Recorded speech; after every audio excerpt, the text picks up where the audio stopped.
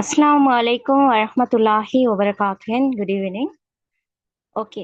இப்ப இன்னைக்கு நான் கிளாஸ் போட்டதுக்குள்ள நோக்கம் எல்எல்பி என்ட்ரன்ஸ் லோ காலேஜ் என்ட்ரன்ஸுக்குரிய வகுப்புல இன்டர்செஷனா இன்னைக்கு நான் கிளாஸ் போட்டிக்கிறேன்.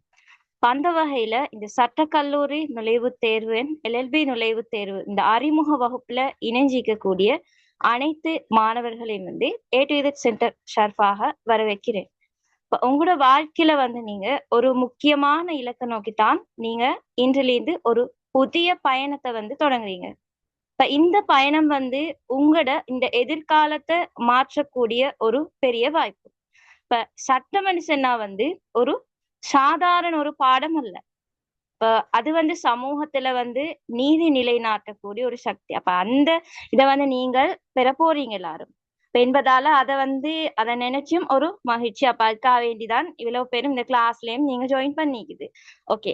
அந்த வகையில இப்ப இன்னொரு விஷயம் தெரிஞ்சுக்கணும். இந்த வெற்றி என்று சொல்றது எப்படி ஒரு நாள்லயே உங்களுக்கு கிடைக்க போறோண்டல்ல. அப்ப அது எப்படி தினசரி ஒரு சின்ன சின்ன முயற்சி கொண்டு உருவாக்கப்பட்டுதான் வெற்றி. இந்த லோ ஃபீட் பொறுத்தவரையிலையும் அது உங்களுக்கு ஒரு நாள்லயே உங்களுக்கு அதுக்குள்ள வெற்றியை உங்களுக்கு பெற்றுக்கொள்ளலாம். அப்ப அதுக்கு நீங்க என்ன மெயினா கொஞ்சம் கொஞ்சமா அதுக்கு உழைச்சி அந்த வெற்றி. அப்ப அதுக்கு தினசரி நீங்க சின்ன சின்ன முயற்சிகளை கொண்டு அந்த வெற்றியை அடைவீங்க. அப்ப நீங்க எவ்வளவு சிரமமான நிலையில இருந்தாலும் ஒவ்வொரு நாளும் உங்களை மேம்படுத்துறதாலதான் உங்களோட அந்த இலக்கு நிச்சயம் உங்களுக்கு கிடைக்கும். அப்ப நீங்க யோசிப்பீங்க எப்படி என்னையால இதை செய்யறது கேளுமா, என்னையால முடியுமா அப்படின்னு சொல்லி கேட்க வேணாம். இப்ப நீங்க நான் எப்படி முடிக்கலாம் அப்படின்னு சொல்லி நீங்க நினைங்க. அப்படி நினைச்சீங்கன்னு சொன்னால் உங்களுக்கு இந்த எக்ஸாம் இதை உங்களுக்கு கிளியரா ஃபேஸ் பண்ணக்கூடிய மாதிரி ஆகும். அப்ப உங்களுக்கு தெரியும் இந்த லோ எக்ஸாம் பொறுத்த வரையிலையும் இந்த லோ என்ட்ரன்ஸ் எக்ஸாம் பொறுத்த வரையிலையும் நிறைய போட்டி இது. இப்ப போட்டி அதிகமாயி கேளும். ஆனா உங்களோட முயற்சி அதை விட அதிகமாயிருந்தால் வெற்றி உங்களோட தான். அப்ப இன்றிலிருந்து நீங்க தொடங்கக்கூடிய இந்த பயணம் நாளைக்கு நீங்க ஒரு வழக்கறிஞராக அல்லது ஒரு நீதிமன்ற அதிகாரி அல்லது சட்ட ஆலோசகராக உருவாக்கக்கூடிய ஒரு பாதையாக இதை கேளும். அப்ப அந்த வகையில நாங்க இந்த கிளாஸஸ் பார்த்தோம் அப்படின்னு சொன்னால் இதுல போட்டிக்கிற சேர்மார் பொறுத்தவரையிலையும் அவங்க சில சட்டம் படிச்சு தீக்கக்கூடியவங்க லோ காலேஜ்ல ஃபைனல் இயர்ல இருக்கிறவங்க, அதே மாதிரி எல்எல்பில ஃபைனல் இயர் முந்தின வருஷங்கள்ல படிக்கக்கூடியவங்களை வச்சுதான் உங்களோட இந்த கிளாஸ் நான் அரேஞ்ச் பண்ணிக்கிறேன். இப்ப இதுல பார்த்தோம் அப்படின்னு சொன்னால் 4 சப்ஜெக்ட் இருக்குது. இப்ப உங்களோட இதுல பார்த்தோம்னா 4 சப்ஜெக்ட் இருக்குது. ஒன்று என்ன ஜிகே ஜெனரல் நாலேஜ் பொது அறிவு, அடுத்தது ஐக்யூ அதாவது தர்க்கம், அடுத்தது மொழித்திறன். மொழித்திறன்ல தமிழ் லாங்குவேஜ் பேப்பர் உண்டு, அதே மாதிரி இங்கிலீஷ் லாங்குவேஜ் பேப்பர் உண்டு. இதுல கொஞ்சம் எல்லாரும் ஹேண்ட் ரைஸ் பண்ணுங்க. நீங்க லோ காலேஜ் எக்ஸாமுக்கு தான் எழுதுறதுக்கு தான் இப்ப கிளாஸஸ்க்கு ஜாயின் பண்ணிக்கி அப்படின்னு சொல்றவங்க லோ காலேஜ் என்ட்ரன்ஸுக்கு மட்டும்.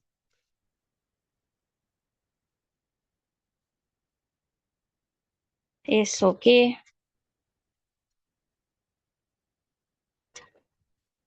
ஓகே, லோ காலேஜ் என்ட்ரன்ஸ் 4 பேர்கிட்ட இருக்குது.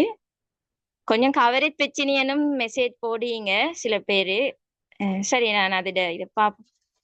இப்ப அப்படி பார்க்க டைம்ல இப்ப நாங்க 2க்கும் உள்ள மாதிரிதான் கிளாஸஸ கொண்டு போறதுக்கு இருக்கும்.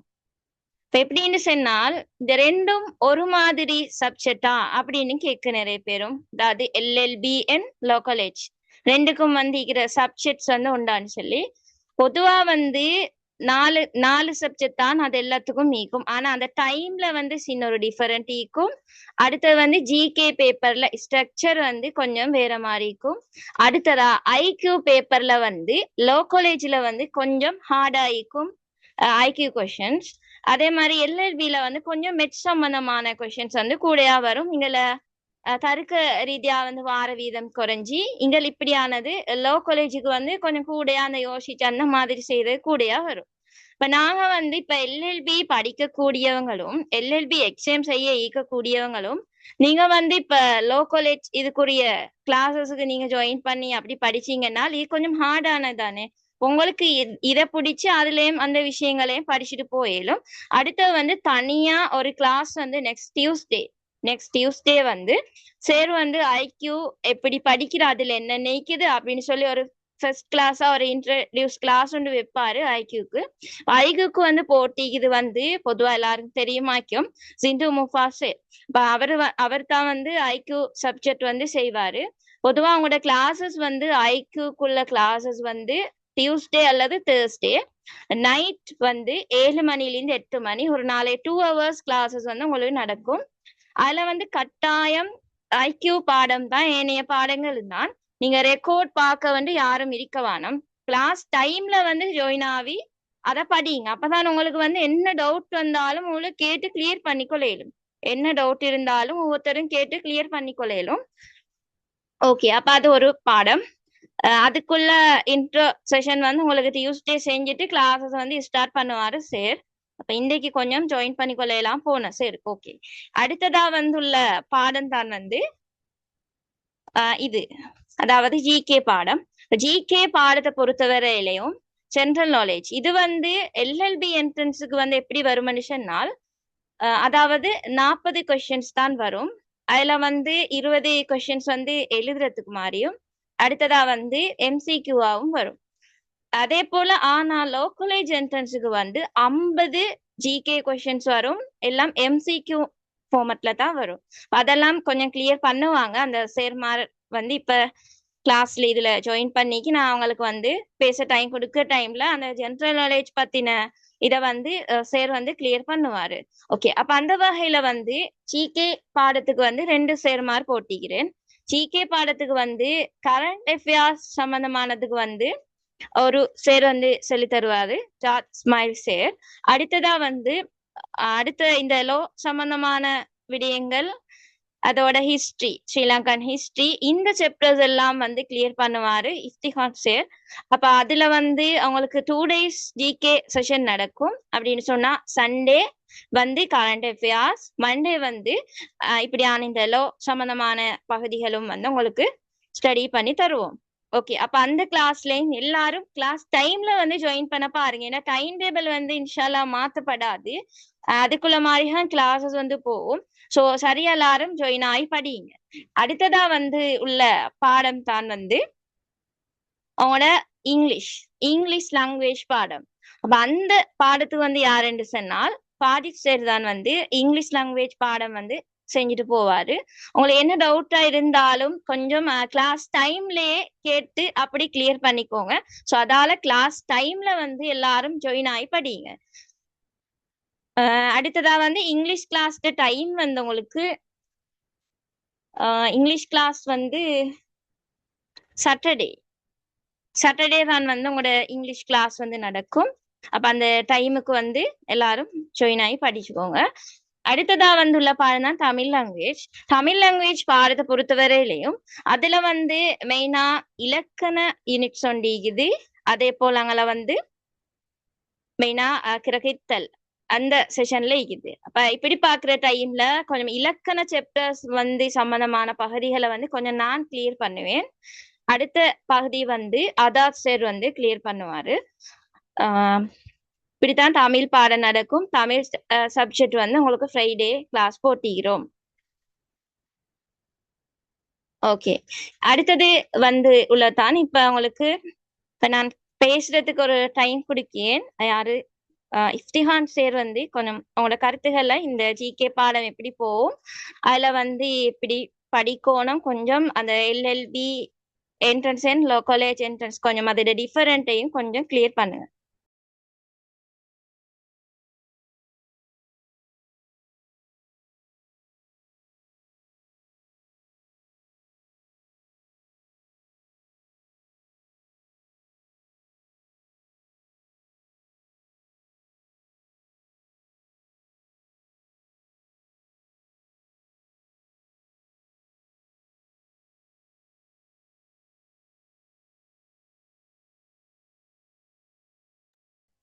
இஃப்திஹான் சார், கொஞ்சம் பேசுற கேட்டா?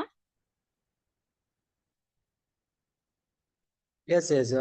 Give me 2 minutes. Huh? It's okay.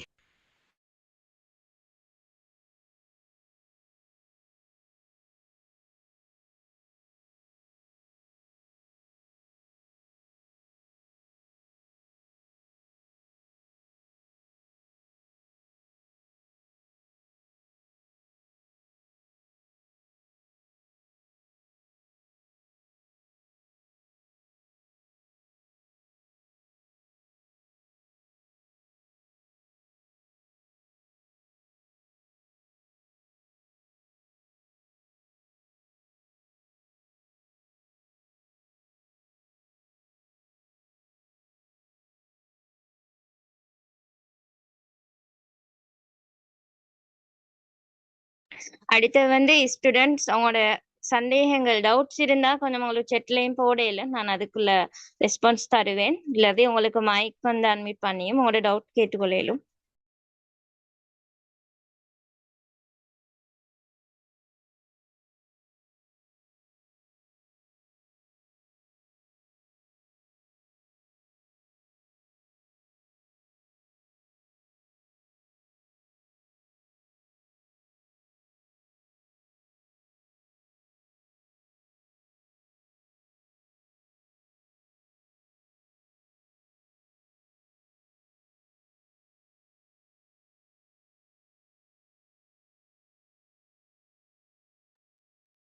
Good evening. Can you hear me all?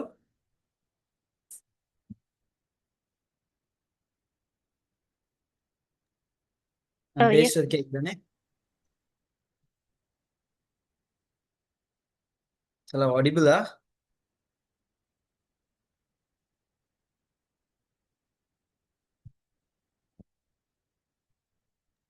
Yes sir, கேக்குது, பேசு. Okay.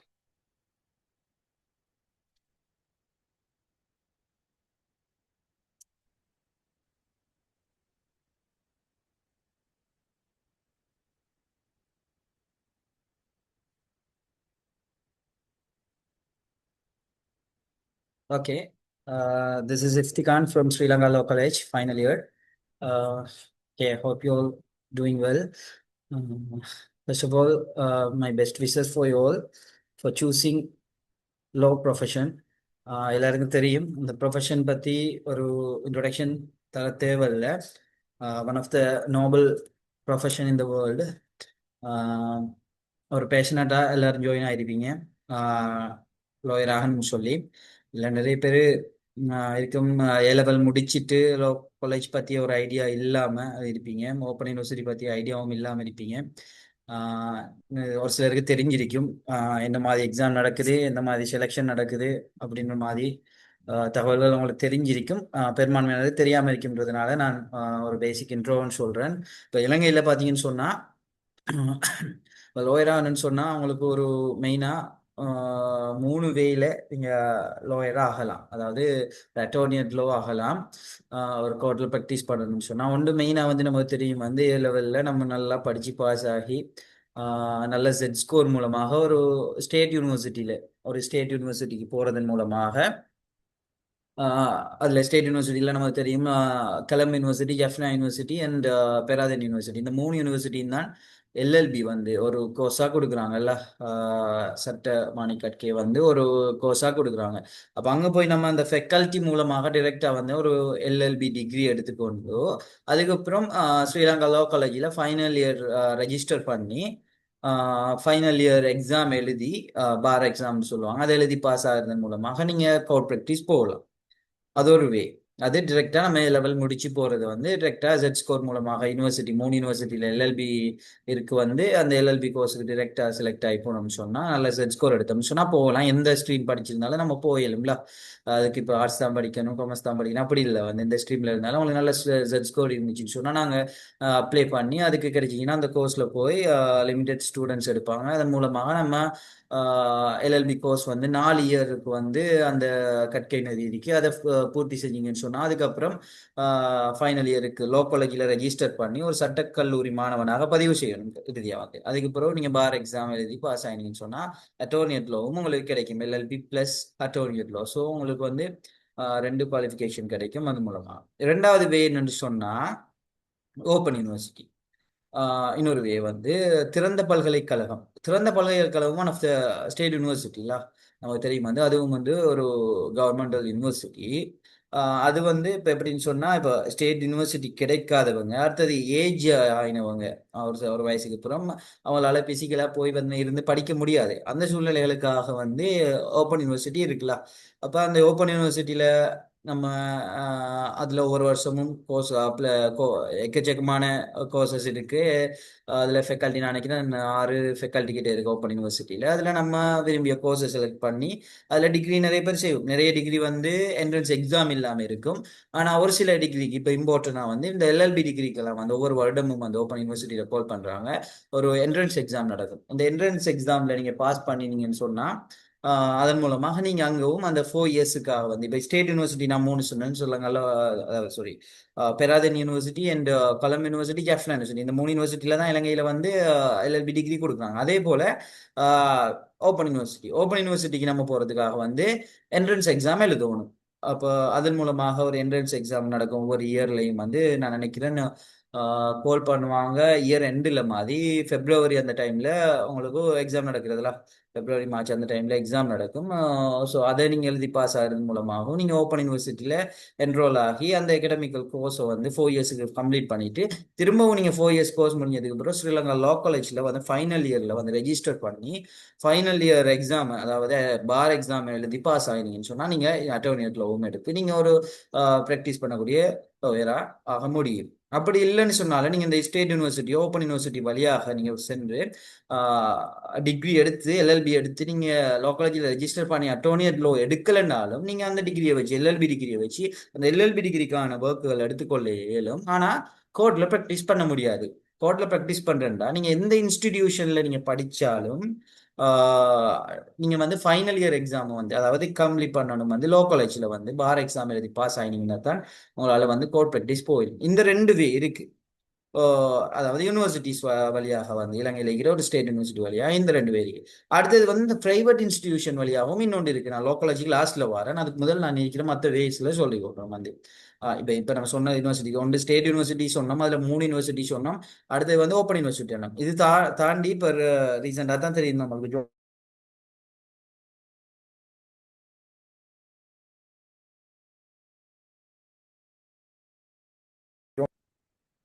இப்போ ஜோன் கொத்தலாப் யூனிவர்சிட்டி வந்து எல்எல்பி டிகிரி கொடுக்குறாங்க வந்து அவங்களோட ஃபுல் டைம் வந்து போய் தான் படிக்க வேண்டியிருக்கும்.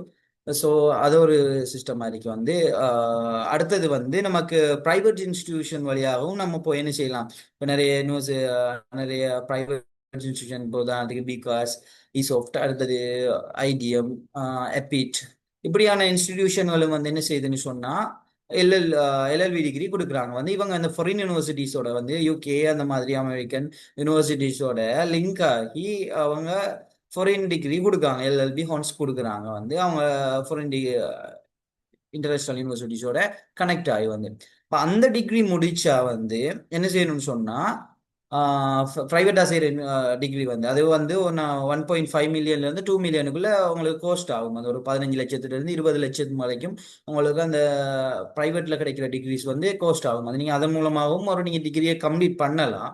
பட் அதை கம்ப்ளீட் பண்ணாலும் நீங்கள் என்ன செய்யணும்னு சொன்னால் லோ காலேஜில் வந்து எக்ஸாம் எழுதணும். ஆனால் அங்கே ஒரு சின்ன சிக்கல் இருக்கும். ப்ரைவேட்டில் நீங்கள் செஞ்சுட்டு வந்தீங்கன்னு சொன்னால் இப்போ ஸ்டேட் யூனிவர்சிட்டியில் ஓப்பன் யூனிவர்சிட்டியில் செஞ்சுட்டு வந்தீங்கன்னு சொன்னால் லாஸ்ட்டாக ஃபைனல் இயர் மட்டும்தான் எழுத வேண்டியிருக்கும். ஃபைனல் இயர் எக்ஸாம் மட்டும் தான் லோ காலேஜில் ரெஜிஸ்டர் பண்ணி எழுத வேண்டியிருக்கும் திரும்பவும். ஆனால் நீங்கள் ஒரு ப்ரைவேட் இன்ஸ்டிடியூஷனில் செஞ்சுட்டு வந்தீங்கன்னு சொன்னால் நீங்கள் 3 இயர்ஸ் எக்ஸாமும் எழுத வேண்டியிருக்கும். 3 வருஷத்துல எக்ஸாமும் திரும்ப லோ காலேஜில் நீங்கள் எழுத வேண்டியிருக்கும். அதுக்கு மட்டும் இல்லை அந்த லோ காலேஜில் என்டர் ஆகிறதுக்கே உங்களுக்கு ஸ்பெஷல் என்ட்ரன்ஸ் எக்ஸாம்னு சொல்லி இன்னொன்று வைப்பாங்க. ஸ்பெஷல் என்ட்ரன்ஸ் அதாவது ப்ரைவேட் இன்ஸ்டிடியூஷனில் நீங்கள் டிகிரியை முடிச்சு ஒரு 2 மில்லியன் கிட்ட செலவழிச்சு முடிச்சுட்டு நீங்க லோ காலேஜுக்குள்ள ரெஜிஸ்டர் ஆகிறதுக்கே உங்களுக்கு ஸ்பெஷல் என்ட்ரன்ஸ் எக்ஸாம்னு ஒன்று வைப்பாங்க வந்து. அதையும் பாஸ் ஆகி அதுக்கு பிறகு வந்து நீங்க 3 இயர்ஸ் 3 லோ காலேஜில் இருக்கிற 3 இயர்ஸ் எக்ஸாமையும் நீங்க பாஸ் ஆக வேண்டியிருக்கும். அதுக்கப்புறம் தான் அப்போ அது ஒரு long process and very cost கூடக்கூடிய ஒரு ப்ரொசஸாகவும் இருக்கு வந்து ப்ரைவேட் மூலமாக நீங்க வாரது வந்து. என்னன்னு சொன்னா அந்த இப்போ நீங்க லோ காலேஜ் என்ட்ரன்ஸ் பாஸ் ஆகி இயலாம இருக்கிறவங்க அவங்கள்ட்ட காசும் இருந்துச்சுன்னு சொன்னா அவங்க இப்படியான முடிவுகள் மூலமா இப்படி போவாங்க. ஆனா இதுவும் ஒரு லாங் ப்ராசஸா இருக்கும் வந்து. அடுத்த விஷயம் வந்து அப்ப இவ்வளவுதான் மற்ற வேகள் வந்து லா காலேஜுக்கு அவுட்ல இருக்கிற மற்ற வேகள் இப்போ பார்த்தோம் வந்து ஃபர்ஸ்ட் ஸ்கூல் வழியாகவே நம்ம Z ஸ்கோர் கூட எடுத்து ஸ்டேட் யூனிவர்சிட்டி 3 இருக்கு அதுல LLB கொடுக்காங்க அது மூலியமா போறது. ரெண்டாவது விஷயம் வந்து ஓப்பன் யூனிவர்சிட்டியில போறது. அடுத்தது வந்து பிரைவேட் இன்ஸ்டிடியூஷன் மூலமாக அங்கே LLB டிகிரியை முடிச்சுட்டு லோ காலேஜில் ரெஜிஸ்டர் பண்ணி லோ காலேஜில் இருக்கிற 3 இயரை பாஸ் ஆகி போகிறது. இதெல்லாமே தவிர்த்து ஸ்ரீலங்கா லோ காலேஜ் தான் இலங்கையிலே வந்து மிக இலகுவான ஒரு வழி வந்து நீங்கள் ஒரு கோர்ட்டில் ப்ராக்டிஸ் பண்ணக்கூடிய ஒரு சட்டத்தரணி ஆகணும்னு சொன்னால் மிகவும் குறுகிய காலத்தில் ஒரு ப்ரொஃபஷனல் குவாலிஃபிகேஷனா டிரெக்டா இப்போ நீங்கள் எங்கே எக்ஸாம் செஞ்சுட்டு வந்தாலும் நீங்கள் வந்து நீங்கள் ஃபைனல் இயரோ first year second year third year எக்ஸாமோ எழுதணும். ஆனால் லோ காலேஜுக்கு வரணும் லோ காலேஜில் இருக்கிற 3 இயர் கம்ப்ளீட் பண்ணிங்கனாலே அவங்க டிரெக்டாக நீங்கள் வந்து ப்ராக்டிஸ் அப்ரெண்டிஷிப் வந்து ஒரு சீனியர் லாயரில் 6 மந்த் ப்ராக்டிஸ் போயிட்டு நீங்கள் வந்து ஒரு சட்டத்தரணி ஆகிடலாம். ஸோ லோ காலேஜ் தான் வந்து ஈஸியஸ்ட் வே. ஆனால் அந்த என்ட்ரன்ஸ் எக்ஸாம் வந்து one of the toughest exam, toughest competitive exam in Sri Lanka. So நீங்கள் வந்து அதுக்கு வந்து நல்லா எஃபர்ட் போட வேண்டியிருக்கும். ஸோ அந்த வகையில் லோ காலேஜுக்கு ஒவ்வொரு வருடமும் வந்து இந்த பீரியட்ல இப்போ லோ காலேஜ் என்ட்ரன்ஸ் எக்ஸாமுக்கு கால் பண்ணியிருந்தாங்களா நினைக்கிறேன். நீங்கள் அப்ளை பண்ணியிருப்பீங்க பெருமானாக்கள் இருக்கிறவங்க. அப்ளை பண்ணவங்க ஹேண்ட் ரைஸ் பண்ணுங்க. யாராவது அப்ளை பண்ணியிருக்கீங்க? எல்லாரும் பண்ணிட்டீங்களா? எல்லாரும் பண்ணியிருக்கீங்களா?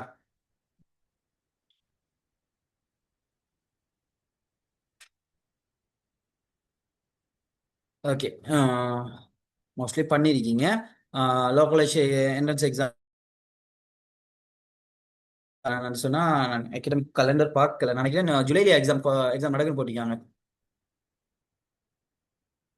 அது சரி பார்த்தீங்களா? எக்ஸாம் எப்போ நடக்கும் இந்த இதுன்னு போட்டு அகாடமிக் கலண்டர் பார்த்தீங்களா? லோ காலேஜில் அது சரி செக் பண்ணவங்க இருக்கீங்களா அதில்? ஜூலை தான் சார் நடக்கும். ஜூலைல? ஓ சார், ஜூலை. ஓகே, ஜூலைன்னா அப்போ எவ்வளோ காலம் பீரியட் இருக்கு வந்து? இப்போ April like May June July 2 month தான் இருக்குல்ல.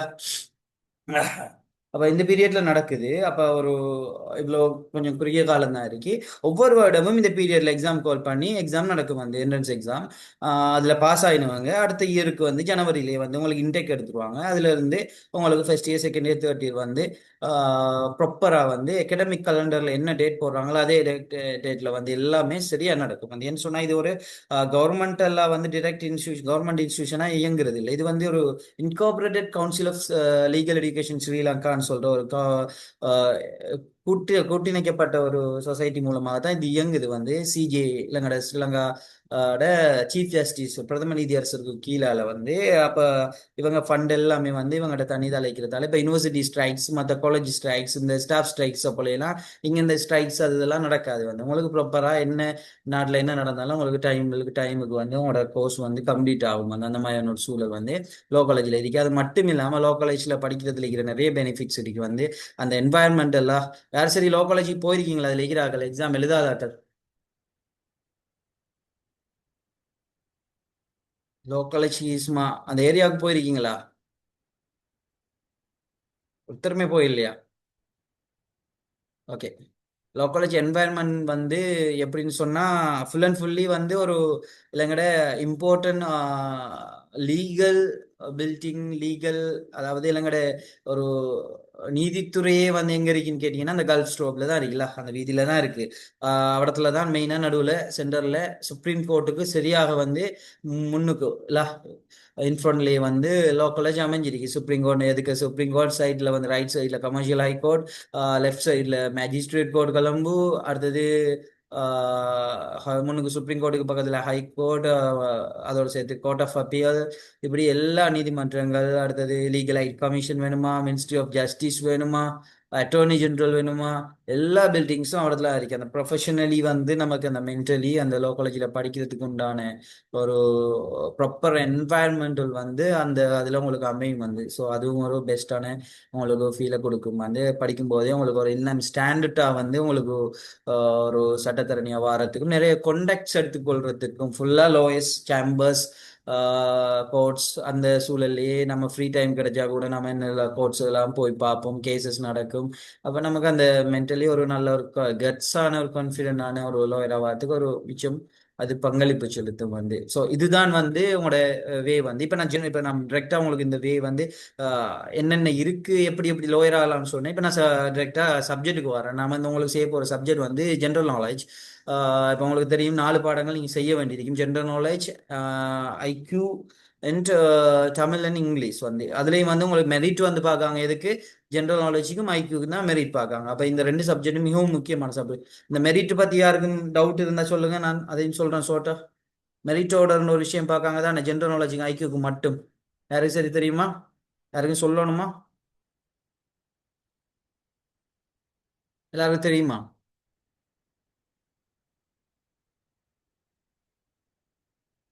நான் பேசுகிற கேக்கு தானே?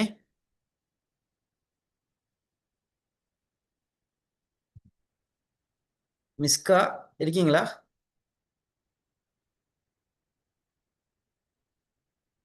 ஓகே. நான் பேசுகிற ஒடிபுலாக இருக்குது தானே? Yes, sir. chat பாக்ஸில் சரி போடுங்களா? ஓகே. நான் என்ன கேட்குறேன்னு சொன்னால், மெரிட் ஆர்டர்னு ஒன்று ஒன்று பார்க்காங்க தானே?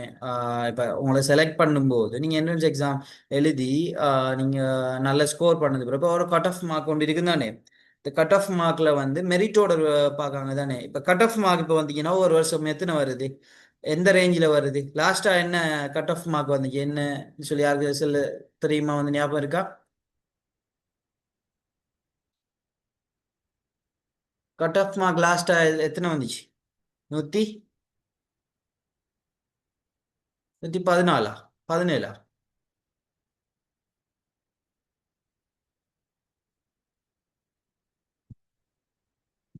யாருக்குமே பேசுறதுக்கு இல்லை. 109ல. Very good. 109 cut off mark வந்திருக்கு. அது எப்படி 4 சப்ஜெக்ட் இருக்கு 109 வந்திருக்கு கட் ஆஃப் மார்க்னு சொல்லி யாரும் யோசிக்கலையா? அதாவது நிறைய பேர் இதில் குழப்பம் இருக்கும் வந்து. இப்போ 4 பாடத்தில் 109, இப்போ ஒரு ஸ்டூடெண்ட் கேட்டாங்க வந்து 4 பாடத்தில் 109 110 115 இந்த மாதிரி மார்க்ஸ் இருக்கிற பெரிய விஷயம் இல்லைன்னு கேட்டாங்க. 4 பாடத்துக்கு மெரிட் பார்க்க போகிறது இல்லைல்ல. 4 பாடத்தையும் கூட்டி உங்களுக்கு கட் ஆஃப் மார்க் வச்சு உங்களை செலக்ட் பண்ண போகிறது இல்லை.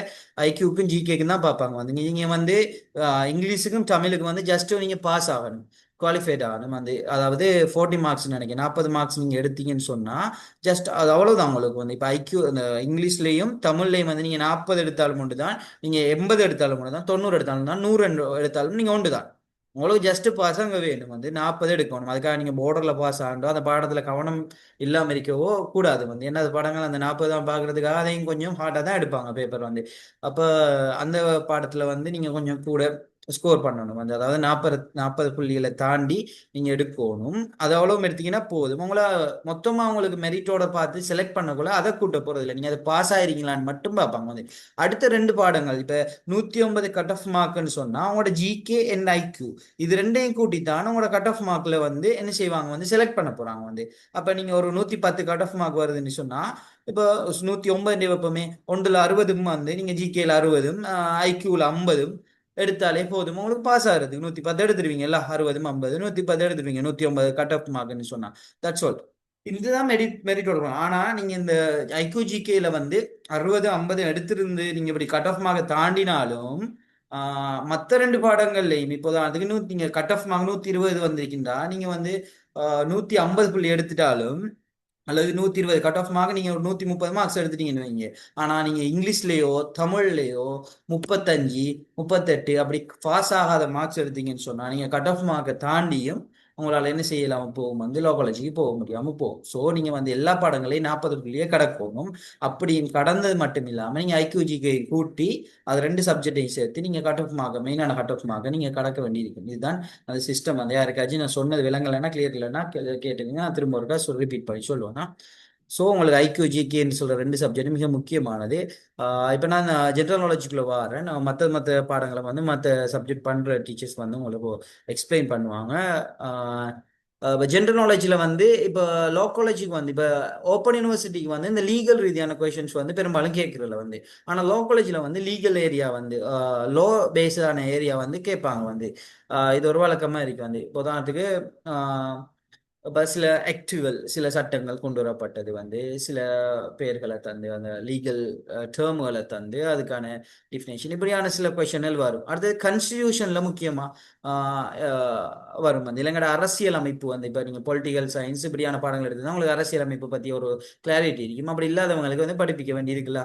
அப்ப இலங்கையில வந்து இருக்கிற கான்ஸ்டியூஷன் ஆரம்பத்தில் கோல்ஃபுல் கமரல்ல இருந்து இன்றைக்கு வரைக்கும் 1978 கான்ஸ்டியூஷன்ல இன்றைக்கு வரைக்கும் 21 அமெண்ட்மெண்ட் வரைக்கும் திருத்தங்கள் வரைக்கும் என்னென்ன நடந்திருக்கு, என்னென்ன முக்கியமான இன்சிடென்ட் வந்திருக்கு, எல்லாத்தையும் நம்ம படிக்க தேவையானதுகளை மட்டும் நம்ம படிக்கணும். எப்படி பாஸ் பேப்பரை பேஸ் பண்ணி அந்த பேட்டர்ல என்ன எதிர்பார்க்குறாங்க, என்ன கேட்குறாங்க. அடுத்த விஷயம் கான்ஸ்டியூஷன் படிக்கணும், ஹிஸ்டரி படிக்கணும், இலங்கட வரலாற்று தகவல்கள் கிடைக்கணும். இலங்கட விஜயனின் வருகைக்கு முதல் இருந்து இலங்கட அதே விஜயன் வருகையோட இலங்கை வரலாறு ஸ்டார்ட் ஆகுது. அண்டையில இருந்து இன்றைக்கு வரைக்குமான வரலாறுகள் வந்து இடையில இருக்கிற ராஜ்யங்கள் ஃபர்ஸ்ட்டுக்கு வந்து அன்றாபுர ராஜ்யம், புலனர்வ ராஜ்யத்துல இருந்து கோட்டை ராஜ்யம், கண்டி ராஜ்யம் வரைக்குமான அதுல முக்கியமான மன்னர்கள், முக்கியமான அவங்களோட சாதனைகள், அவங்களோட என்ன குலங்கள் முக்கியமாக கட்டப்பட்டுச்சு, என்ன விவசாய நீர்ப்பாசன செயற்பாடுகள் கட்டப்பட்டுச்சு, யார் முக்கியமான மன்னர்கள், அவங்க வச்சிருந்த வெளிநாட்டு தொடர்புகள், இப்படியான சில பேசிக் ஐடியாஸ் வரலாறுகள் தொடர்பாக வரலாறு நமக்கு தெரிஞ்சிருக்கணும். அதுதான் முக்கியமாக பொது அறிவு. அடுத்தது வந்து இப்போ இலங்கை சம்பந்தமானதும் இருக்கும், உலகம் சம்பந்தமானது ரெண்டு விஷயமும் வந்து உங்களுக்கு ஈக்குவலாக வரும், அல்லது 60-40% ரெண்டுமே வரும். உங்களுக்கு வந்து இலங்கட வரலாறு இலங்கட ஜென்ரல் நாலேஜும் உலக அளவிலான ஜென்ரல் நாலேஜ் இலங்கை பொதுவரை தகவல்களும். அப்ப அந்த அடிப்படையில் ஃபர்ஸ்ட் இலங்கையில பாத்தீங்கன்னா வரலாறு வரும், கான்ஸ்டியூஷன் இலங்கட அரசியல் அமைப்புகள் வரும். அடுத்தது வந்து இலங்கட முக்கியமான ஜியோகிராபிக்கல் ஃபேக்ட் வந்து வரும். அதாவது ஜியோகிராபிக்கல் ஃபேக்ட்னு சொல்லும்போது என்ன சொல்லலாம், இப்போ அதுக்கு இலங்கட முக்கியமா இலங்கட நீளமான நதி எது, இலங்கட உயரமான மலை எது, இலங்கட மிக நீளமான மிக உயரமான நீர்வீழ்ச்சி எது, இலங்கட கோஸ்ட் லைன் எது, எத்தனை இது, இலங்கட மொத்த சதுர கிலோமீட்டர் எத்தனை, இப்படியான ஜியோகிராபிக்கல் ஃபேக்ட் வந்து வரக்கூடிய வாய்ப்பு தொடர்ச்சியா வரும், அதுவும் வரும். அடுத்து வந்து வேற என்ன தகவல்கள் இப்போ இலங்கை சம்பந்தமாண்டா இந்த டேட்டாஸ் வந்து இப்போ இலங்கட என்ன டேட்டாஸ்கள் வந்து உலக அளவில் வெளியிடுற டேட்டாஸ்ல இலங்கட பொசிஷன் என்ன மாதிரி இருக்கு வந்து அந்த மாதிரியான தகவல் வரும். இப்போதான் ஜிடிபியில் வந்து இந்த வருடம் இலங்கை எத்தனையாவது பொசிஷன்ல இருக்கு, என்ன ஜிடிபி ரேங்க் அந்த மாதிரி கேட்கலாம். வந்து வேற கேட்கணும்னு சொன்னா இலங்கட சில அவார்டு வந்து என்ன அவார்டுகள் வந்து கொடுக்காங்க, இலங்கட மிக உயரிய அவார்டு என்ன, இலங்கையில இராணுவத்துக்கு கொடுக்குற அவார்டு என்ன, ஆசிரியர் சேவையில கொடுக்குற அவார்டு என்ன, இந்த மாதிரியான கேட்கலாம். அடுத்தது முக்கியமா ஸ்போர்ட்ஸ் வந்து கேட்பாங்க. வந்து ஸ்போர்ட்ஸ்ல வந்து இலங்கை சார்ந்த ஸ்போர்ட்ஸ்ல வந்து முக்கியமா இலங்கை ஒரு கிரிக்கெட் ரீதியா இலங்கை 2 உலக கிண்ணங்களை கைப்பற்றியான ஒரு நாடுன்ற அடிப்படையில் வந்து கிரிக்கெட் சம்பந்தமான கேள்வியிலும் கூடுதலாக பார்க்குறேன். அடுத்து முக்கியமான சில போட்டிகள் வந்து ஒலிம்பிக் மாதிரி ஏசியன் கேம்ஸ் இந்த மாதிரி கேம்ஸ்ல வந்து இலங்கையை சேர்ந்தவர்கள் போய் பங்கு பற்றி அவங்க வெற்றிட்டின அந்த மாதிரியான தகவல்கள் கேட்கப்படும். உலக ரீதியான ஸ்போர்ட்ஸும் கேட்கப்படும், அது வேறையா இருக்கு வந்து. அப்ப இந்த மாதிரியான இலங்கை தொடர்பான தகவல்கள் நம்ம பார்க்க வேண்டியிருக்கு. அதோட சேர்த்து வந்து இலங்கையில நம்ம லோ பேஸ் என்ன லோ ரீதியான லீகல் ரீதியான ஏரியா பார்க்கணும். நீதிமன்றங்கள் இலங்கையில கீழ்நிலை நீதிமன்றங்கள் என்ன இருக்கு, உயர்நிலை நீதிமன்றங்கள் இருக்கு, அடியில் இருக்கிற நீதிமன்றம் என்ன, டாப்ல இருக்கிற நீதிமன்றம், அதாவது கீழே மேஜிஸ்ட்ரேட் கோர்ட்ல இருந்து சுப்ரீம் கோர்ட் வரைக்கும் என்ன நீதிமன்றங்கள் இருக்கு, ஒவ்வொரு நீதிமன்றத்துக்கு என்ன ஜுரிஸ்டிக்ஷன் என்ன நியாயாதிக்கம் இருக்கு, என்ன பவர் இருக்கு, அவங்க என்ன மாதிரி செயற்பாடுகள் செய்யறாங்க, சிவில் கேஸ் எங்க நடக்கும், கிரிமினல் கேஸ் எங்க நடக்கும், இந்த மாதிரியான விஷயங்கள் எல்லாமே நம்ம பார்க்க வேண்டியிருக்கும்.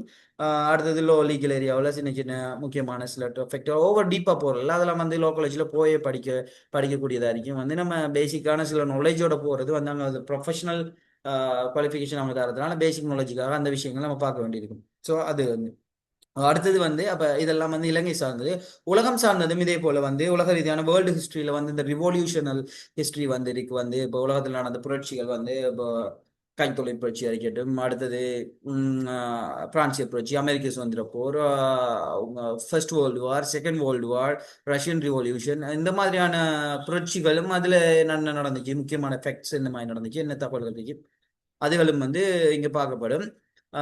அடுத்தது வந்து வேர்ல்டுல வேற என்ன பார்க்கப்படுதுன்னு சொன்னா வேர்ல்டு அந்த ரிப்போர்ட்ஸ் வந்து சொன்னதான முக்கியமா உலகத்துல ஒவ்வொரு வருடமும் கொண்டு வரப்பட ரிப்போர்ட் வந்து இருக்கு. வந்து உலக மகிழ்ச்சியான நாடு எது, அதிகம் என்ன சம அதாவது அமைதியான நாடு எது உலகத்துல, பீஸ்ஃபுல்லான நாடு இருக்கு, ப்ராஸ்பரஸான நாடு இந்த வருடம் யாரு அந்த பொசிஷனில் இருக்கும், அந்த உலக நாடுகள் வந்து இந்த நாடுகள் வந்து டொப் ஆயிருக்கும், அந்த எக்கானமிக்கலா இதா இருக்கு வந்து வேர்ல்டுல எக்கானமிக்கலா டொப் பொசிஷன்ல இருக்கிற கண்ட்ரிஸ் எது, இந்த மாதிரியான சில ரிப்போர்ட்ஸ் சம்பந்தமான தகவல் பார்க்கணும். அதே போல அவார்ட் பார்க்கணும். அந்த இப்போ அதில் ஆஸ்கார் அவார்ட்ல இருந்து நம்ம இலக்கியத்துக்கு கொடுக்குற அவார்டு வந்து லிட்ரேச்சருக்கு கொடுக்குற அவார்டு, அடுத்து நோபல் பிரைஸ்ல வந்து முக்கியமாக ஒவ்வொரு வருடமும் கேள்வி வந்துட்டு தான் இருக்குல்ல. நோபல் பிரைஸ்ல ஒரு 4-5 டைப் ஆஃப் நோபல் பிரைஸஸ் இருக்கு வந்து, பீஸுக்கு கொடுக்கறது, அதே போல லிட்ரேச்சருக்கு கொடுக்கறது, எக்கனாமிக்ஸ் கொடுக்கறது, பிசிக்ஸ் பயாலஜி கொடுக்கறது, இதெல்லாம் வந்து இருக்கு. அப்ப இந்த மாதிரியான ரிப்போர்ட்ஸ் பார்க்க வேண்டியிருக்கும். அப்ப ஆஸ்கார் அவார்ட் கொடுக்க போறது முக்கியமான அதுகளில் சில கேள்விகள் வர, அதே போல சில இன்னும் புக்கர் பிரைஸஸ் இந்த மாதிரியான அவார்ட்ஸ் பார்க்கணும்.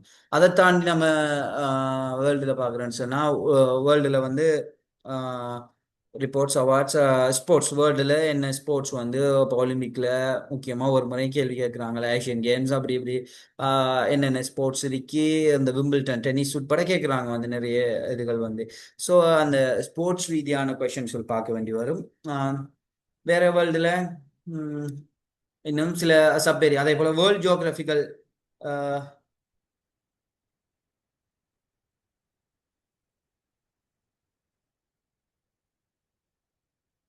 அப்போ வேர்ல்டு ரீதியான ஃபேக்ட்ஸும் பார்க்க வேண்டி வருமா. வேர்ல்டில் ஜென்ரல் நாலேஜில் வந்து அந்த வேர்ல்ட் ஜியோகிராஃபிக்கல் ஃபேக்ட் பார்க்க வேண்டி வரும். இப்போ இலங்கட உயரமான நதி, அப்படி இலங்கட உயரமான மலை, இலங்கட சன வேற ஃபேக்டுவல் கோஸ்ட் லைன், இலங்கட இதெல்லாம் பார்த்துருந்தாங்க. அதே போல வேர்ல்டுலையும் என்ன மாதிரி உலகத்தில உயரமான இடம் எது, உலகத்தில் உயரமான பீடபூமி எது, அதிக மலைவீழ்ச்சி படுகிற இடம் எது உலகத்தில், இந்த மாதிரியான வேர்ல்ட் சம்பந்தப்பட்ட ஜியோகிராபிக்கல் ஃபேக்டும் வந்து வி ஹேவ் டு சி.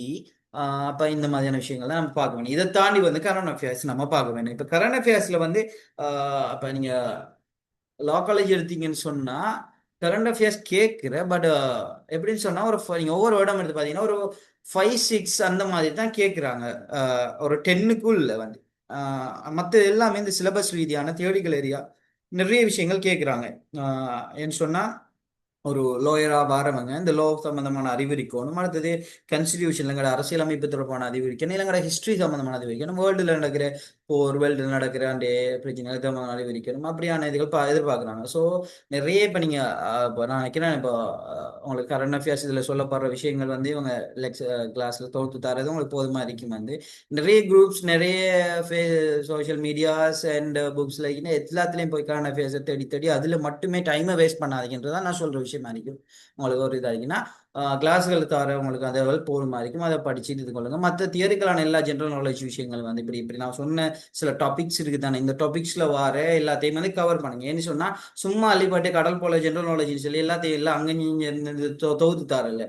அவங்க ஜென்ரல் நாலேஜ் பேப்பர் செட் பண்ணும்போது எல்லா எக்ஸாமுக்கும் தான் வந்து அவங்களுக்கு ஒரு லிமிட் இருக்கும். அந்த அந்த பேப்பர்ல வந்து எப்படி கலெக்ட் இன்கார்பரேட் பண்ணுவாங்கன்னு சொன்னா இப்போ ஸ்போர்ட்ஸ்ல இருந்து ஒரு 3 கேள்வி போடுறேன், இல்லைங்கட கான்ஸ்டியூஷன்ல இருந்து ஒரு 2 கேள்வி போடுறேன், ஹிஸ்டரியில இருந்து ஒரு 3 கேள்வி போடுறேன், வேர்ல்டு ஹிஸ்டரியில இருந்து ஒரு 2 கேள்வி போடுறேன், அவார்ட்ல இருந்து போடுறேன். இப்படி கலந்து கலந்து எல்லா ஏரியாவில இருந்து தான் கவர் பண்ண போறாங்க. சால ஏரியாவும் கவர் பண்ணி தான் போட போறாங்க. ஸோ நம்ம ஒரு ஏரியாவை மட்டுமே மெயினா படிக்கிறதால, கரண்ட் அஃபேர் மட்டுமே ஜிகே படிக்கிறதால பிரயோஜனம் இல்லை. அப்போ எல்லா ஏரியாவும் கவர் பண்ணணும். ஸோ எல்லாத்தோடையும் சேர்த்து தான் ஜிகே பார்க்கும்போது தான் உங்களுக்கு அந்த உங்களுக்கு அது போதுமானதாக இருக்கும். ஸோ இவ்வளோதான் என்கிட்ட சொல்றது விஷயங்கள் ஜென்ரல் நாலேஜ் சம்பந்தமான. நினைக்கிறேன் ஹோப் யூ ஆல் அண்டர்ஸ்டாண்ட். ஏதாவது டவுட்ஸ் இருந்தால் கேட்டுக்கொள்ளுங்க. எனக்கு நான் வேற ஒரு செஷன் இருக்கு, நான் இதோட அப்படி லீவ் ஆகணும். அதுக்காக ஏதாவது கேட்க இருந்தால் ஜென்ரல் நாலேஜ் சம்மந்தமாக அது சம்மந்தமாக கேட்டுக்கொள்ளுங்களா. ஓகே, டவுட் எதுவும் இல்லைன்னு சொன்னா அப்போ லீவ் ஆகிறேன்னா மிஸ்கா கேன் ஐ லீவ் ஒரு இருக்கணுமா நான்? ஓகே சார், நீங்க லீவ் ஆகும். ஓகே ஓகே, எனக்கு ஒரு செஷன் இருக்கு. Thank you all for joining. Okay sir. Okay, எதுவும் டவுட் கேட்டாங்கன்னா என்கிட்ட சொல்லுங்களா, நான் அது இப்போ நான் உங்களுக்கு ஓகே தேங்க்யூவா. Yes okay sir. ஓகே, அடுத்ததா வந்து இங்கிலீஷ் பாடம் வந்து செய்யறது வந்து யாருன்னு சொன்னா ஃபாதித் சார். ஸோ அவங்க வந்து அவங்களோட பாடம் சம்பந்தமான இந்த கருத்துக்களை வந்து சொல்லலும். ஓகே சார், ஃபாதித் சார் இருக்கிறீங்களா?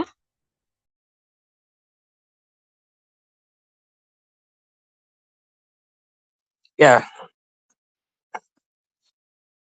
ஸ்டார்ட் பண்ணவா? எல்லாரும் விளங்குதா? Hello everyone, can you hear me? Yes, sir.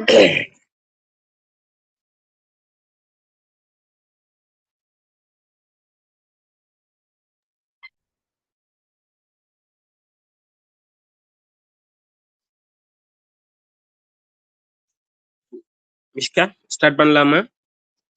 Okay sir, start. Right, okay.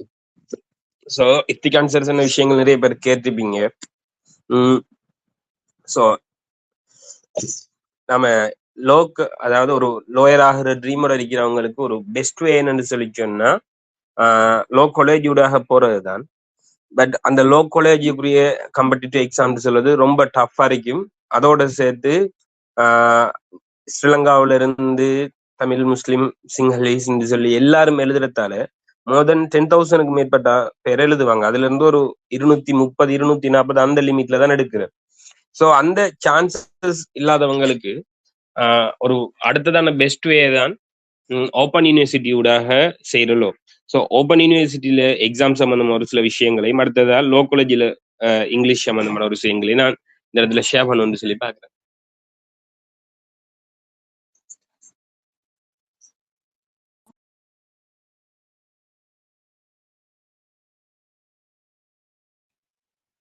So கிட்டத்தட்ட ஓப்பன் யூனிவர்சிட்டியோட எக்ஸாமும் லோ காலேஜோட எக்ஸாமும் சிமிலரா தான் இருக்கும்.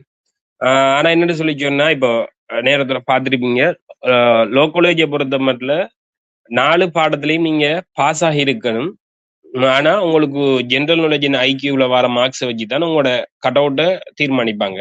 ஆனா ஓப்பன் யூனிவர்சிட்டியில ஒரு ஸ்பெஷல் ஒன்று இருக்குது என்னன்னு சொல்லி சொன்னா உங்களோட 4 பாடத்துக்குரிய மார்க்ஸ் தான் என்ன செய்யறேன்னு சொல்லி சொன்னா ஒண்டா கூட்டி அந்த ரேங்க் அடிப்படையில் அதை என்ன செய்வாங்கன்னு சொல்லி சொன்னா இப்போ ஒவ்வொரு சென்டருக்கு நான் நினைக்கிறேன் ஒரு 7 சென்டர் என்ன இருக்குது. இப்போ ஒவ்வொரு சென்டர்லையும்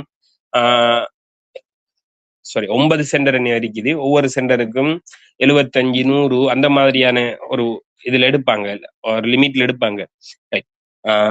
ஓப்பன் யூனிவர்சிட்டி இங்கிலீஷ் பேப்பரை பொறுத்த மட்டும் உங்களோட ஸ்கில்ஸ், உங்களோட ரைட்டிங் ஸ்கில்ஸ், உங்களோட அனலிட்டிக்கல் திங்கிங் ஸ்கில்ஸ், அதாவது உங்களோட ஸ்கில்ஸை தான் நீங்க என்ன செய்யணும்னு சொல்லி சொன்னா பொதுவாக ரைட்டிங்ல அதிகமா கொடுக்க வேண்டி இருக்கு.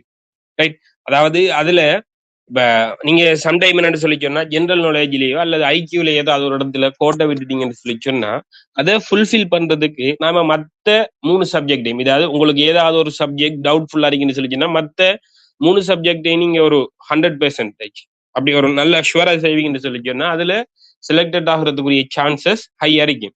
At the same time open யூனிவர்சிட்டியில என்னன்னா நீங்க எல்எல்பி ஸ்டார்ட் பண்ற சந்தர்ப்பத்துல இங்கிலீஷ் ஃபார் லீகல் ஸ்டடீஸ்ன்னு சொல்ற ஒரு சப்ஜெக்ட் இருக்குது. இது நீங்க லெவல் 1 2 எக்ஸெப்ஷன் சொல்றது டிசைட் பண்றதும் நீங்க எழுத போற இந்த இங்கிலீஷ் பேப்பரை வச்சுதான். நான் நினைக்கிறேன் ஒரு 70 மார்க்ஸ் அப் பண்ணி நீங்க சொல்லி சொன்னா உங்களுக்கு எக்ஸெப்ஷன் கிடைக்கும். 50 to 70க்குள்ள செகண்ட், அடுத்தது 50க்கு கீழே இருக்கிறவங்களுக்கு என்னது லெவல் 1 அப்படி போகும். ஸோ நீங்க இந்த ஓப்பன் யூனிவர்சிட்டியோட எக்ஸாம் எழுத போறவங்களுக்கு என்ன நீங்க லெவல் 1 or 2 இல்ல எக்ஸெப்ஷன் சொல்றதும் அடுத்தது ஒரு என்ன உங்களோட என்ட்ரன்ஸை தீர்மானிக்கக்கூடிய ஒரு எக்ஸ்பெக்டராகவும் என்ன செய்யணும்னு சொல்லி சொன்னா இங்கிலீஷ் லாங்குவேஜ் இருக்கு.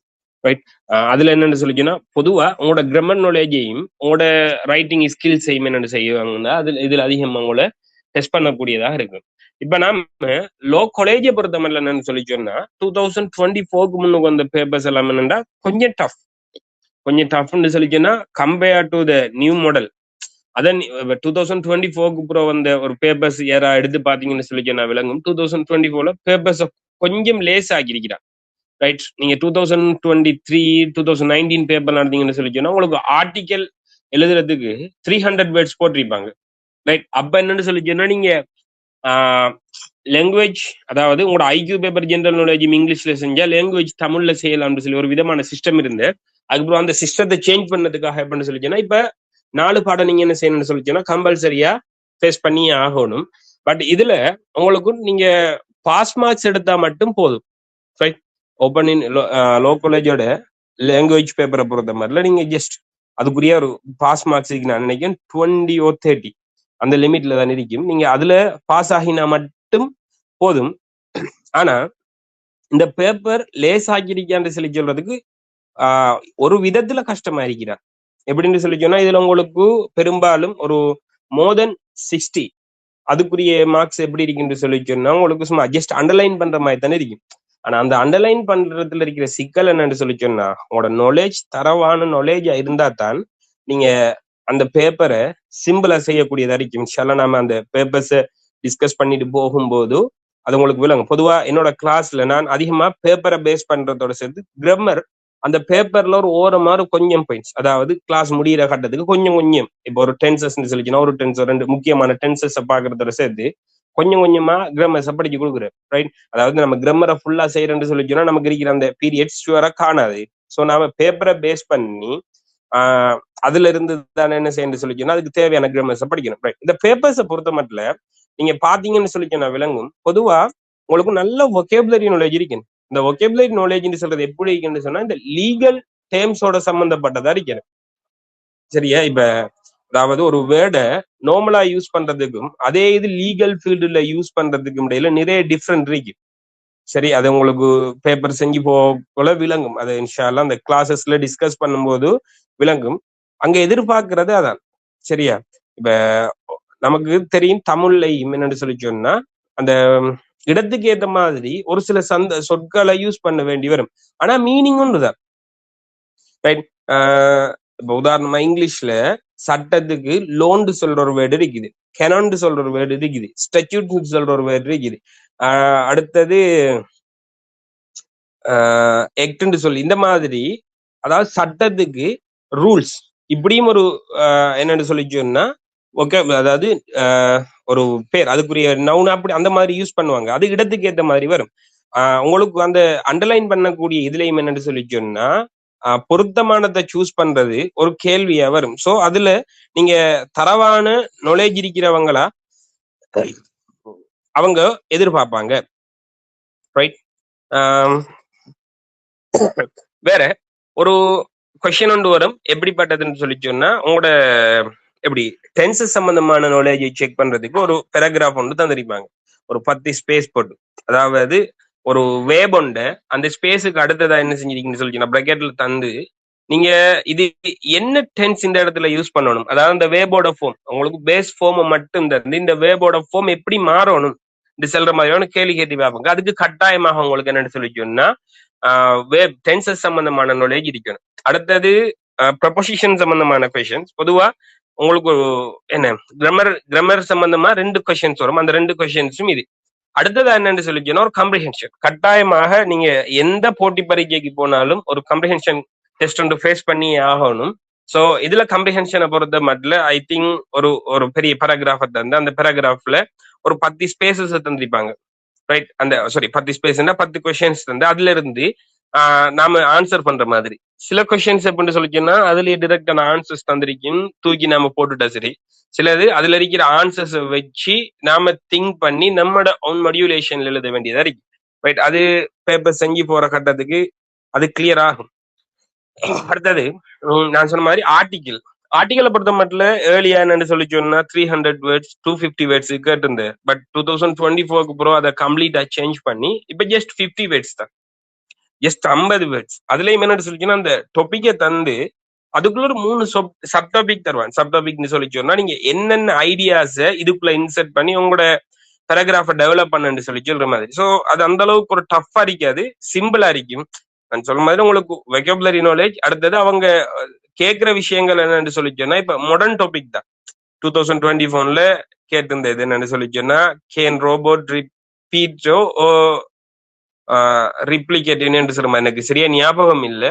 அதாவது மனிதர்கள் என்ன செய்யலுமா அதாவது ரீப்ளேஸ் பண்ணலுமா, கேன் ரோபோட் ரீப்ளேஸ் ஹியூமன் என்று சொல்ற மாதிரி. அடுத்தது லாஸ்ட் இயர் ஏஐ சம்பந்தமான ஒரு கொஸ்டின். இப்ப இந்த ஏஐ தான் என்ன ட்ரெண்டா இருக்கிறதால. ரைட், அதே மாதிரி இப்ப சம்டைம் என்னன்னு சொல்லி சொன்னா அதாவது இப்ப ஒரு 50 வேர்ட்ஸுக்குள்ள எழுதுற மாதிரி சின்ன சின்ன டாபிக். ஸோ அது நாம பயப்பட தேவையில்ல, ஜஸ்ட் 15 மார்க்ஸ் தான். ரைட், நாம அதுல ஒரு 10 மார்க்ஸ் எடுக்கிற மாதிரி கொஞ்சம் நார்மலா ப்ராக்டிஸ் பண்ணிக்கொண்டா போகுது. ரைட், அடுத்தது ஒரு சமரி ஒன்று எழுதுறதுக்கு என்னன்னு சொல்லி சொன்னா கட்டாயம் வருது. ரைட், சமரியை பொறுத்த மாதிரி நம்ம நம்ம என்ன ஓ லெவல்ல பார்த்துட்டு இப்போ தமிழ் பாடத்துல ஒரு சுருக்கம் எழுத சொல்லி வரும். அதாவது 3ல 1 1 இன்டு 3 சொல்றதுதான் கொமனா கேட்கப்படுறது. அப்படித்தான் எல்லா இடங்கள்லயும் வருவது. அதுவும் என்னன்னு சொல்லி சொன்னா நம்மளுக்கு அதாவது கொஞ்சம் என்ன செய்யற அந்த பேராகிராஃப்ல சொல்ல வர விஷயங்களை அண்டர்ஸ்டாண்ட் பண்ணி ரைட் அதுல அதுல இருக்கிற எல்லா வேர்ட்ஸையுமே போடாம நாமளும் என்ன செய்ய வேண்டிய விஷயம்னா நம்மட பங்குக்கு ஓனான அதாவது நம்மட சைட்ல இருந்து ஓன் வேர்ட்ஸை கிரியேட் பண்ணி அதாவது பராஃப்ரேஸ் பண்ண வேண்டி வரும். அதுல தந்திருக்கிற அதே விஷயத்த இன்னொரு சொற்களால நம்ம என்ன செய்யறது மாத்தி போடுற மாதிரி அதுல நம்மட என்ன செய்யணும்னு சொல்லி நம்ம கிரிட்டிக்கல் திங்கிங் ஸ்கில்ஸை நாம யூஸ் பண்ண வேண்டி வரும். ரைட் அதாவது நீங்க ஒரு என்ன சொல்ற ஏலவெளி ஜெனரல் இங்கிலீஷ் பேப்பர் நம்ம செஞ்சிருப்போம். அதுல கொஞ்சம்லே சரிக்கு ரைட் ஒரு சில சின்ன சின்ன மோடிஃபிகேஷனோட பேப்பர்ஸ் அப்படி வரும். ஸோ அது என்னன்னு சொல்லி சொன்னா லோ காலேஜை பொறுத்த மட்டும் பேப்பர் அந்த அளவுக்கு டஃப்பும் இல்லை. அடுத்தது இதுக்கு நீங்க பாஸ் ஆகிறதுக்கு ரெடி ஆகினா போதும்.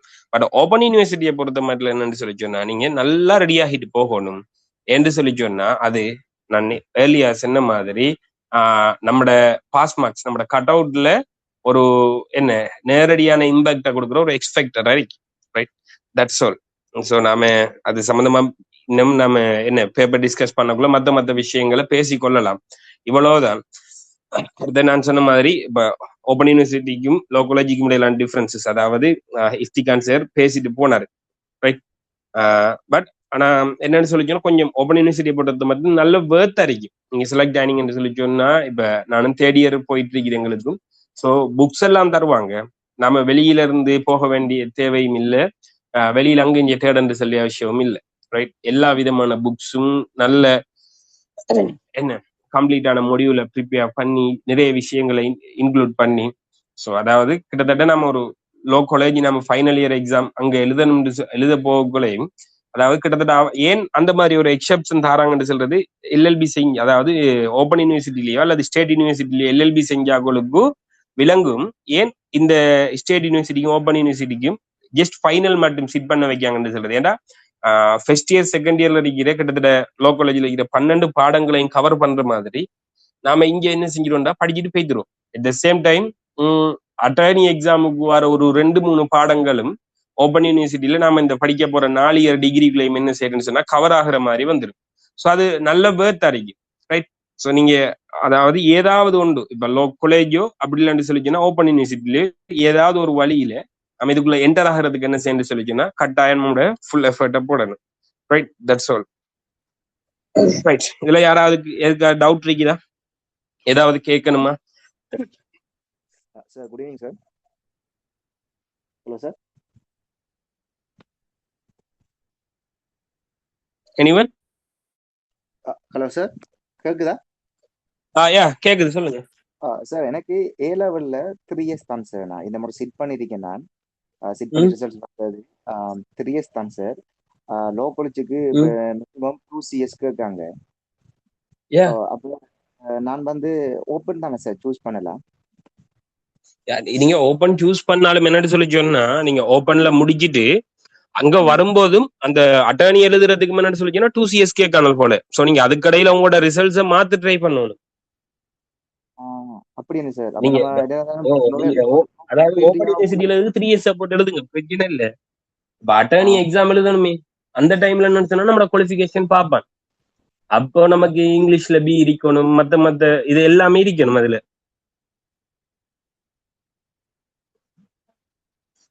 Okay sir. Thank you sir. Okay. So நீங்க இப்ப பிரச்சனை இல்ல ஓப்பன் யூனிவர்சிட்டிக்கு எழுதுங்க. எழுதி போட்டு ஏ லெவல்ல திரும்ப செஞ்சு என்ன 3C எடுக்கிற மாதிரி உங்களோட ரிசல்ட்ஸை கன்வெர்ட் பண்ணிக்கொள்ளுங்க. அது நல்ல.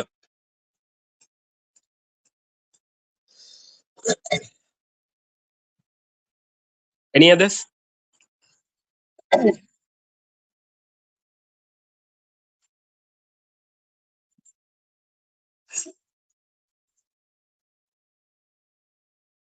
வேற யாருக்கும் டவுட் இருக்குதா?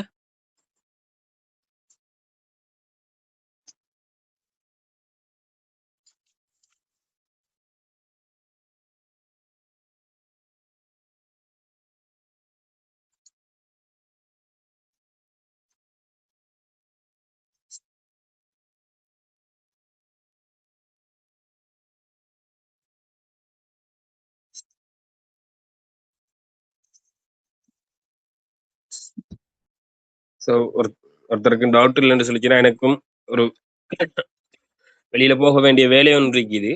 ரைட், அடுத்தடுத்த லெக்சர்ஸ் மாதிரி இன்ஷா அல்லாஹ் மற்றதை கண்டக்ட் பண்ணி கொள்ளுவாங்க. மிஷ்கா ma'am. Okay sir, thank you. Right. Okay, அடுத்ததா வந்து உங்களுக்குள்ள பாடம் தான் தமிழ் லாங்குவேஜ் பாடம்.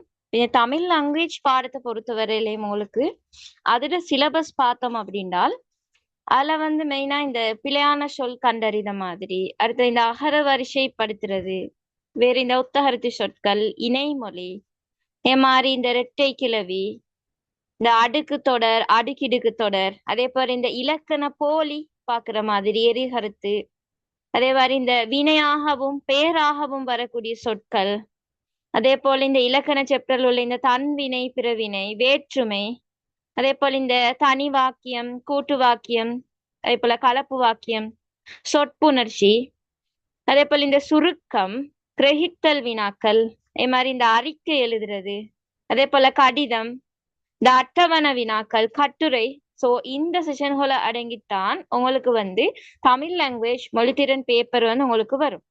இப்போ இந்த பகுதியெல்லாம் உங்களுக்கு வந்து எக்ஸாம் வைஸாகவும் அதே மாதிரி தியரி வைஸாகவும் நான் உங்களுக்கு இந்த கிளாஸ்ல வந்து இந்த செஷன் வந்து கொண்டு போவேன். அடுத்ததா வந்து இதுல இலக்கண பகுதிகள் வந்து மெயின் பண்ணி நான் கிளியர் பண்ணுவேன். அதோட அடுத்த செஷன் வந்து அதாவது இந்த அறிக்கை எழுதுற மாதிரி, இந்த கடிதம், இந்த பகுதிகள் வந்து வந்து இந்த பிழையான சொல் கண்டறிகிறது. ஸோ இந்த பகுதிகளை வந்து உங்களுக்கு அதுல கிளியர் பண்ணப்படும். ஓகே, அடுத்ததா என்ன சரி டவுட் தீக்கண்டா கேட்கலும். அடுத்தது இந்த கிளாஸ் வந்து எப்படின்னா இந்த போஸ்டர்ல உள்ள மாதிரிதான் இந்த டைம் டேபிளும் போட்டிக்கிறேன்.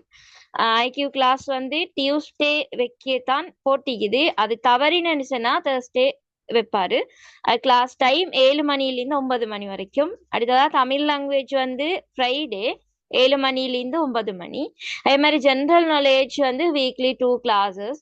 அது வந்து சண்டே வந்து 7 மணிலேருந்து 9 மணி, அதோட மண்டே வந்து 7 மணிலேருந்து 9 மணி. கரண்ட் அஃபேர்ஸ் வந்து சண்டே கிளாஸ்ல வந்து உங்களுக்கு சொல்லி தருவது. அதே மாதிரி இங்கிலீஷ் லாங்குவேஜ் வந்து சாட்டர்டே கிளாஸ்ல வந்து நடக்கும். அதே போல இந்த லோ ஃபீல்ட் சம்பந்தமான ஜிகே செஷன் வந்து மண்டே கிளாஸ்ல நடக்கும். கிளாஸுக்கு வந்து இது மந்த் ஃபீஸ் வந்து 3500. உங்களுக்கு 4 சப்ஜெக்டும் படிச்சு கொள்ளையிலும். ஓகே, வேற கேட்கறது ஒண்ணும் இல்ல ஹானே. என்ன சரி டவுட் இருந்தா உங்களுக்கு என்ன கான்டாக்ட் நம்பரை கேட்டுக்கொள்ள இயலும். இப்ப நான் இதோட கிளாஸை வந்து வைண்ட் அப் பண்றேன். அஸ்ஸலாமு அலைக்கும் வரஹ்மத்துல்லாஹி வபரகாத்துஹு.